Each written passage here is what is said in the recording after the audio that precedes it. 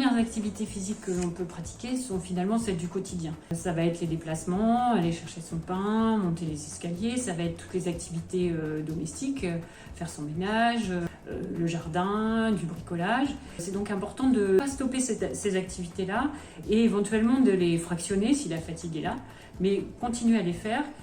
Et tout en limitant aussi le temps plus sédentaire passé devant les écrans. Les activités qui sont préconisées sont définies par leur intensité, leur fréquence et leur durée.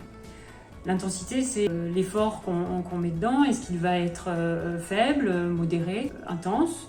La fréquence, ça va être le nombre de fois qu'on fait dans la semaine, et la durée, c'est sur quel temps on poursuit l'activité. Ces trois paramètres sont importants à prendre en compte dans la pratique et dans la progression, en fonction de la tolérance des traitements aussi.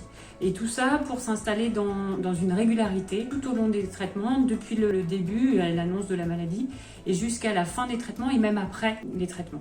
Les activités qu'on retrouve, ce sont les activités d'endurance qui vont solliciter les fonctions cardiovasculaires et qui vont permettre de limiter l'apparition de la fatigue en lien avec les traitements et de contrôler les variations de poids qui peuvent être liées au traitement.